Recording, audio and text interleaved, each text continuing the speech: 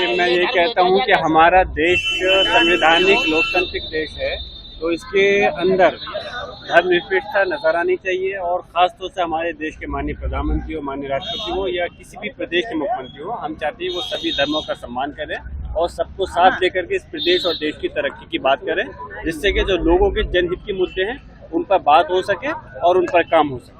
अयोध्या में धर्म ध्वजा फैलाएगी, लेकिन अयोध्या के सांसद जो है अखिलेश प्रसाद जी, उनको उसमें इन्वाइट नहीं किया गया। तो वो मैं यही कह सकता हूँ, क्योंकि ये कार्यक्रम सिर्फ बीजेपी का कार्यक्रम था जिस प्रकार के किया गया, और मैं समझता हूँ ये ना तो क्या पार्टी का कोई सरकार का कार्यक्रम इसको हम नहीं मान सकते। लेकिन मैं इतना जरूर कहूँगा कि आज हमारे देश के अंदर जो मेन मुद्दे हैं उन चीज़ों से नजरअंदाज करने के लिए इन चीज़ों को आगे बढ़ाने का प्रयास किया जाता है। हम चाहते हैं इस देश के अंदर सभी लोग मिल करके रहें और इस देश की तरक्की की होनी चाहिए। ये तभी संभव है जब सारे धर्मों का सम्मान होगा, जब सारे वर्गों के लोगों को साथ मिलकर के लेकर के चला जाएगा। ये जिस तरह ध्वजा जो फहराई गई है, धर्म ध्वजा जो फहराई गई, वो कैसी महसूस हो रही है, कैसी लग रही है? ये मैंने कह दिया, इससे ज्यादा और टिप्पणी करूंगा। इस देश के अंदर सभी धर्मों का सम्मान होगा तो तभी हमें इस देश के अंदर खुशहाली आएगी। मैं कभी नहीं चाहूंगा कि सिर्फ एक समाज और एक धर्म को आगे सरकार बढ़ाने का काम करे।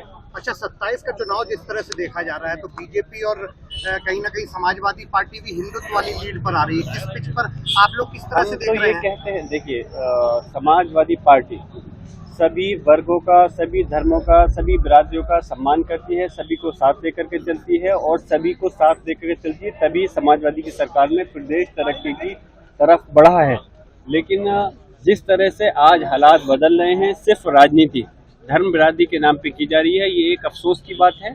और हमें अफसोस इस चीज़ का है कि मेन मुद्दों से भटकाने का काम किया जाता है।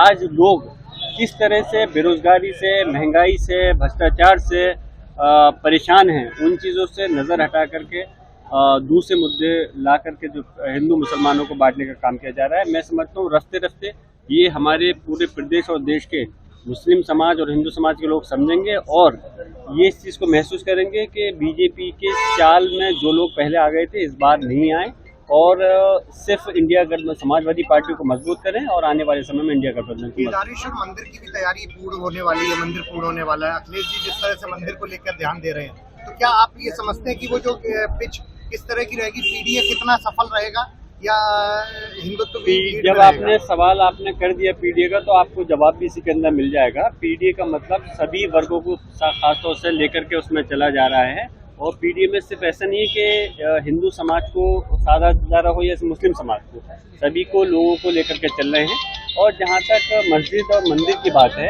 मैं मुसलमान हूँ, मैं अपने मजहब की बात करता हूँ, अपने जो धार्मिक स्थल है मैं चाहता हूँ वहाँ जाके इबादत करूँ। जो हिंदू समाज के लोग हैं वो चाहते हैं अपने उसके वो करें। तो इसमें लड़ाई किस बात की है? लड़ाई तो सिर्फ बीजेपी लड़ाने का काम कर रही है, मुद्दों से भटकाने का काम कर रही है। और अफसोस है कि हमारी जो इस देश का चौथा लोकतंत्र है मीडिया, उसके माध्यम से अपनी राजनीति रोटियां सेक करके देश के अंदर जनता को बांटने का काम कर रही है। हम चाहते हैं कि इस प्रदेश और देश के अंदर समाजवादी का झंडा मजबूत हो, समाजवादी की सरकार बने।